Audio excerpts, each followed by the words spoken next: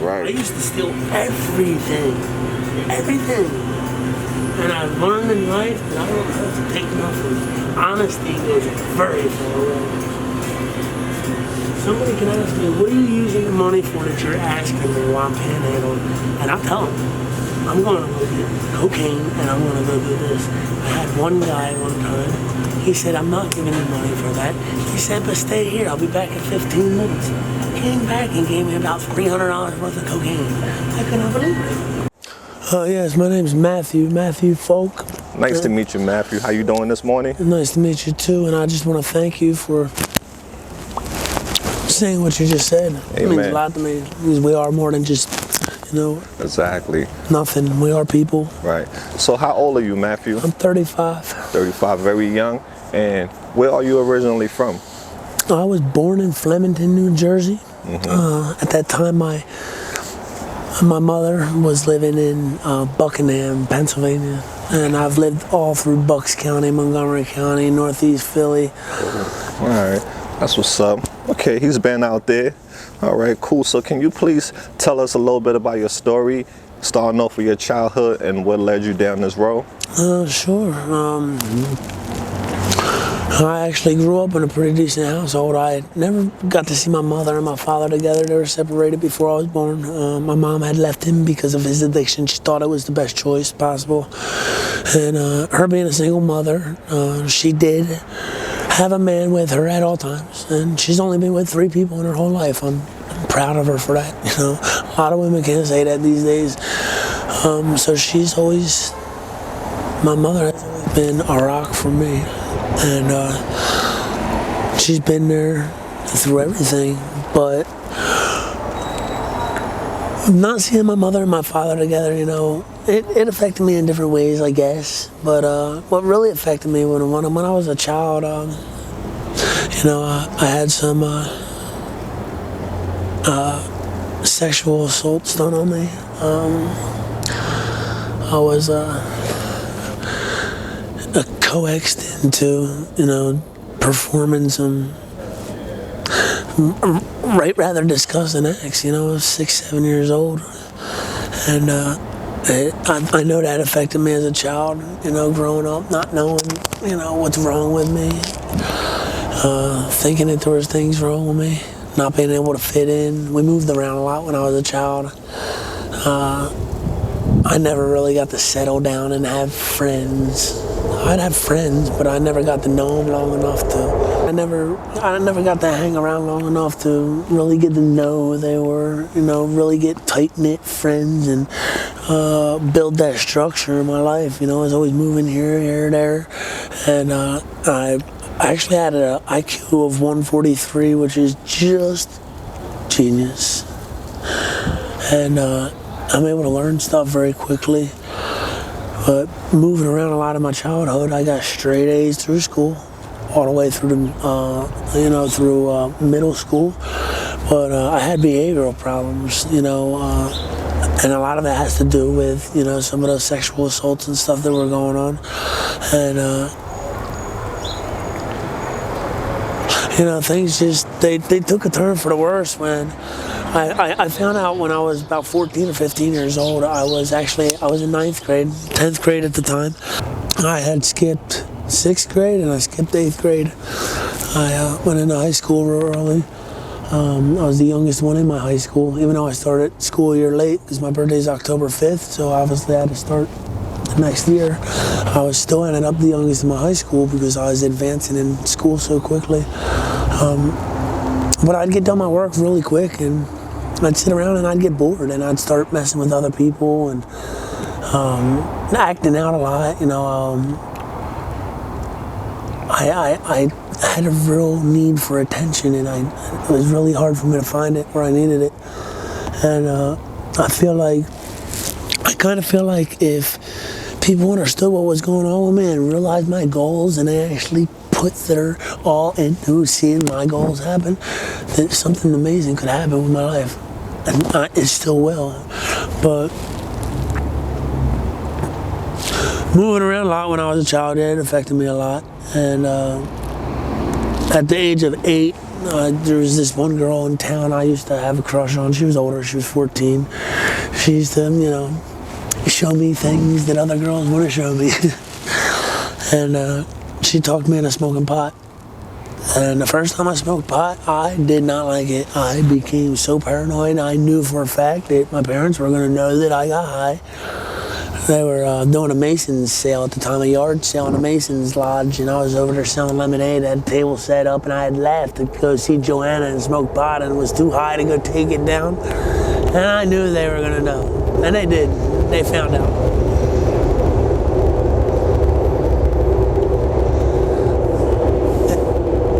Anyway, after that, I didn't continue to use any drugs or alcohol until about 4 or 5 years later. I was 12 or 13 years old. I was out hunting with my uncle, and I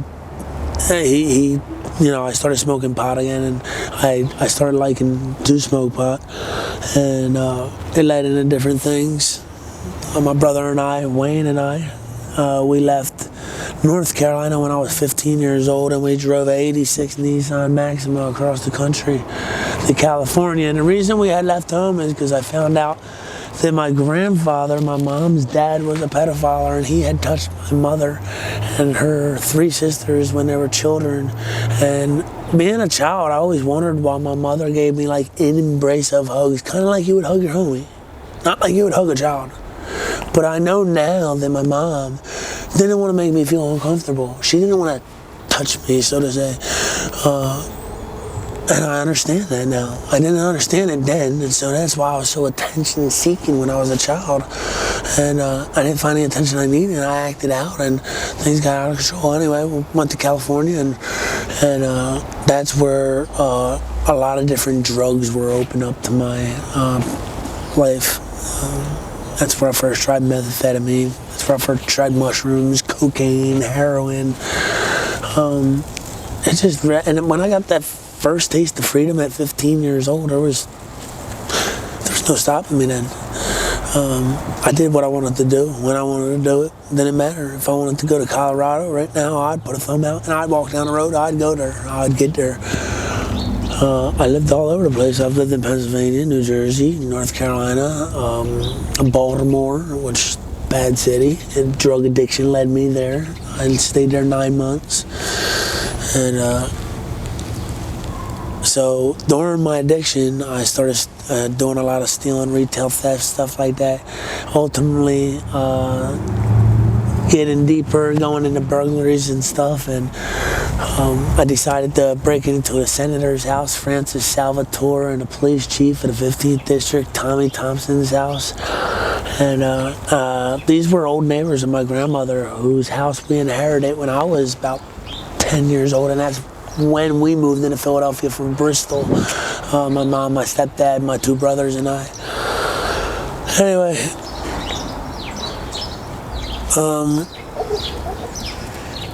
I started doing a lot of retail thefts and stuff, in and out of jail, probation, parole, and ended up catching a lot of time. Back in 2007, I caught 3 to 6, 2 of them running concurrent.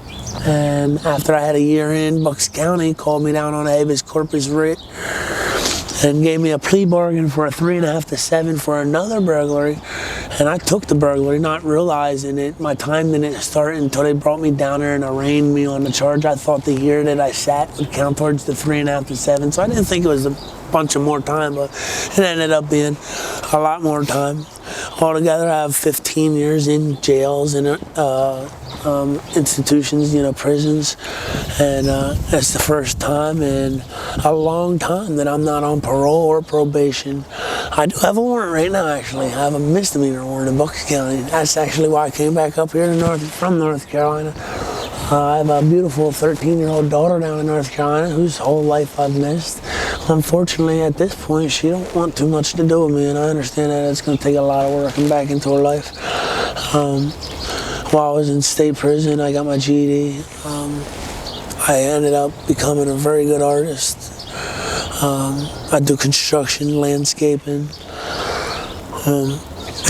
But ultimately, I love the Word. I love the Word of God. I've seen some amazing things happen in my life, some inexplicable things, miracles happen in my life. I shouldn't be here today. I have had bullets go through my beard in Baltimore, literally through my beard. There's many different. I've had several overdoses on heroin, and that's scary. You know, that's very scary. Addiction is a very bad thing. You hurt so many people, but the person you hurt the worst is yourself. You know, I've drugged so many people through the same, you know, I've caused a lot of pain in my family and my friends just by watching me go through addiction. I'm sitting here right now. My mom's probably worried to death right now because I'm still in my addiction. And I do want to get the help that I need to get. You know, I've never really truly been into an inpatient rehab. I've never really truly sought the help. When I became a Christian, I thought that all my answers were in a church. And my answers are in the church for spiritual needs. These are different needs. These are the same principle. I understand NA and AA, and I like how their concepts work. I believe it's about getting people together, networking. You build a net of people around you so they can catch you, so they can build you up and edify you and teach you, and you teach each other. You know, you learn from each other's mistakes, and it's the same as Christianity. You know, just because we become Christians or Muslims or whatever you want to become, that doesn't mean you're going to become a perfect person overnight.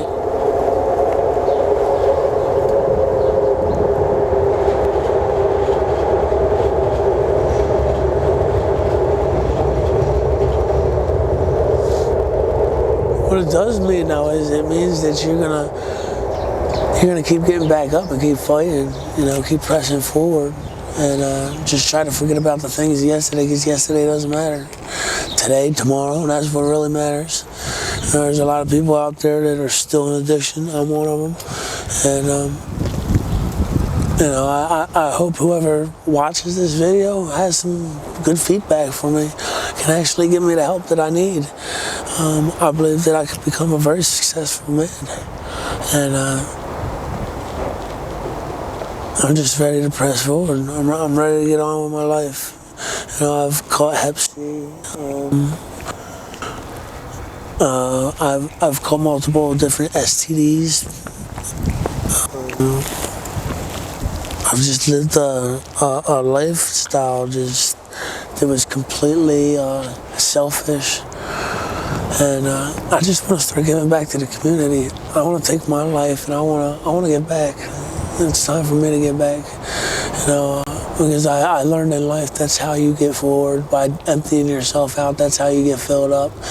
You can't hold nothing to yourself. You hold it to yourself, it's gonna eat you alive. You're gonna die right with it, whatever it is.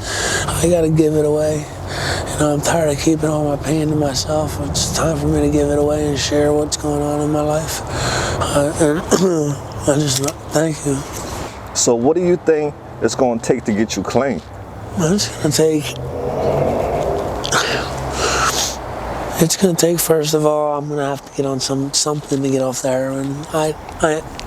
I'm scared of the sickness. I've been through withdrawal 2 different times in my life, both through incarceration and just stopping cold turkey. It was horrible. It was very horrible. So I'm scared of that. I know there's things out there to help me with that, though, but those are also things that I don't want to get stuck on. You know, these are things that I want to temporarily use just to get off of it so I don't have to go through the withdrawal. Not something I want to rely on the rest of my life to feel some type of way, because I don't think that man should have to rely on anything other than God and his family and what's going on around him for positive, you know, emotion. I don't feel like I need to take a stimulant in order to survive my life or to be happy in it.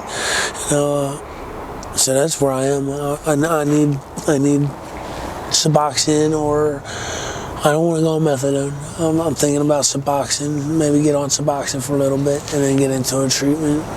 Are you homeless? Yes, I am homeless, and it's kind of actually by choice right now. My father asked me to come back up here because when I was down in North Carolina and I had maxed out prison time down there as well, I was supposed to go into a rehab, and the day before I got there, the COVID outbreak had happened in there, so they quarantined the place, and I ended up out in the streets in Raleigh and Durham again, and I ended up relapsing, and during that relapse, everybody saw what was going on in my family, so my dad said, why don't you come up here? So I came, and I stayed at the house for about 2 weeks. I had some Suboxone I was taking to get off the heroin. I wasn't in any groups or anything like that. And I had a burning desire one day, and I didn't know what to do about it. I didn't have anybody to call, didn't have a network of people. So I asked my dad to give me a ride down to Philly that I was going to go meet a girl that I had met, which was a lie. And I came down here and got high, planning on returning the next morning. And here I'm still stuck down here 2.5, 3 weeks later, ashamed and embarrassed because of what I've done. You know, it is shameful. And that's a lot of times why I don't end up calling my mother and why she ends up worrying, because I'm so ashamed to call her, you know, to tell her, Mom, yeah, I've relapsed again, I'm just a junkie, you know. Because it does make you feel like that sometimes, and it's not a good feeling. Damn, it's cold out here, man. How do you survive out here in this type of weather? I mean, you know, believe it or not, drugs or no drugs, I'm outside. I want to be outside like this, though. Where do you sleep? Brother, sleep. Where do you sleep? Is it snowing out here? I haven't slept in almost 2 weeks. I've been riding the L. I mean, I've slept here and there on the L in buses, but not really. You know, 45 minutes, an hour here and there, but I haven't really slept. I've slept on a couch one night. I met some guy down here, him and his girlfriend. They were down here getting dippers, wet, PCP, which is initially why I went to prison the first time. Smoked to that, and that kind of drug makes you feel invincible. And for somebody who's in trouble or on a run, not a good thing, you know, because it makes you feel like, oh, how much more trouble could I possibly get in?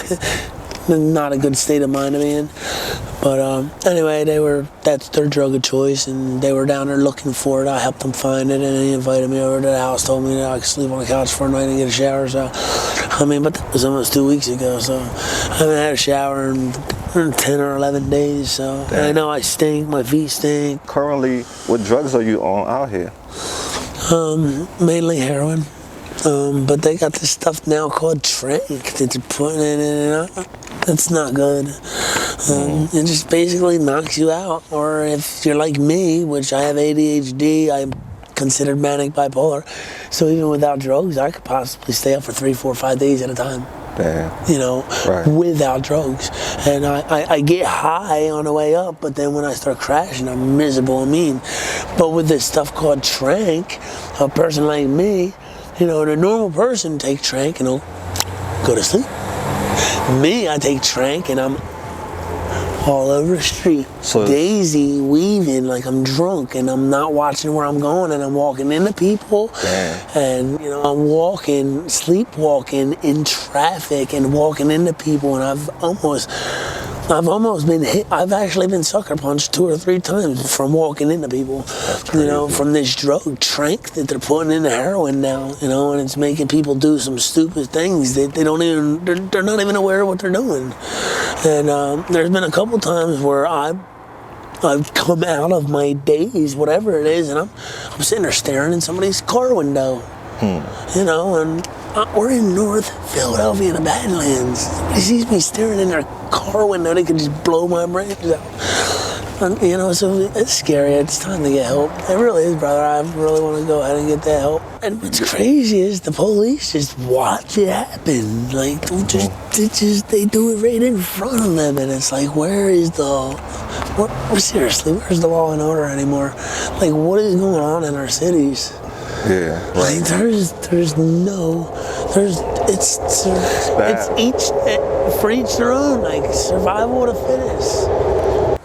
How you go about supporting your habit? Well, I'll tell you, to be honest with you, I'll probably make more money than most people do working a regular job. I'll just take a spray bottle of Windex and paper towels, go to a gas station and tell people what's going on. Tell them I recently came out of prison, I'm homeless, can I wash car windows? And I've panhandled before asking for money, and yeah, you get 40, 50, 60, 70, 80, sometimes maybe even $100 in a day. But being as though I'm offering to do something, people take a whole different look on it. And they're like, oh, well, at least he's trying to do something for us. And I actually get tremendously blessed in this situation. I don't know if it's actually not a blessing, you know, because it's, what's the word I'm looking for? What have you learned from your addiction? What have I learned from my addiction?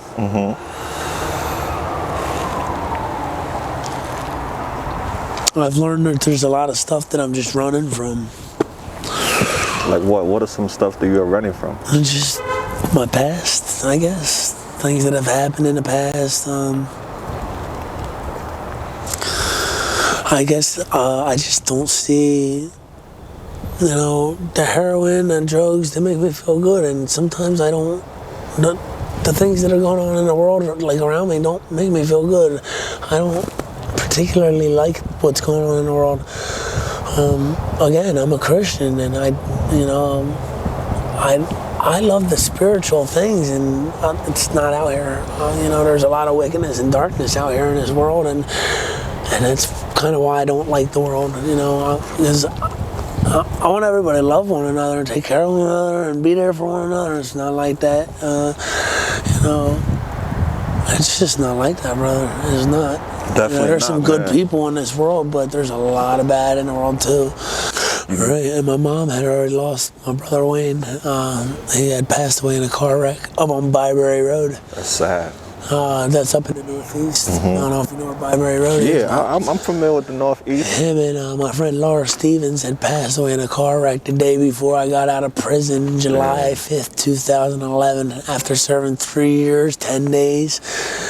Sorry, 3 years, 10 months, 9 days. Him and my best friend passed away in a car wreck the day before I came home. That's horrible. And that was a relapse in itself. Wow. How long do you think you're going to be doing this? Living this type of life?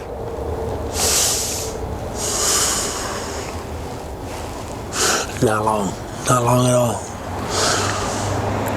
You know, you have... I'm thinking like today, tomorrow, like very, very soon. I want to go ahead and make that turn and get out of it. Yes. What message do you have for your friends and your family? My friends and my family. If they see this video. If you see this video, I just want all of you to know that it's not you. It's not you. It's nothing that anybody's done. It's a choice I've made on my own.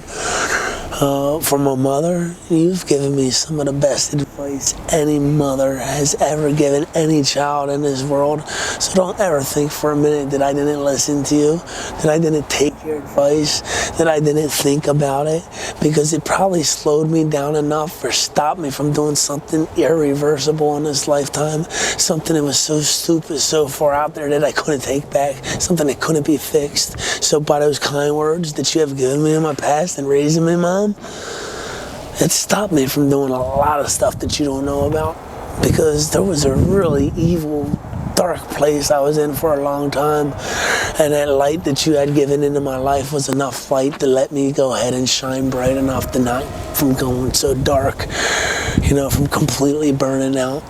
So I just want to thank you, Mom, especially, and I want to thank my dad too, you know. He's been through a lot too, and I understand, you know, his addiction. So I just want to let him know that, like, I forgive him for not picking me up on a weekend when I was a child, or not being there when I needed him to be there, you know. I understand. Dad, I understand. Look at me, I'm in addiction myself. I get it. My addiction's completely outstretched where you've been, so I understand. And Ryan, I don't know what your problem is, man, but if you see this video, man, the family needs you. You need to come back to the family.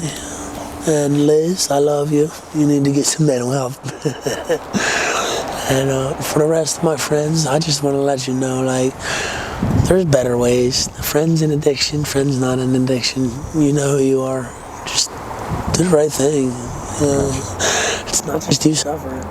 You're not just putting yourself through this when you're going and using a bag of dope. When you put a bag of dope in you, you're putting a bag of dope in your daughter, your mother, your brother, your sister, and your aunt, your uncle.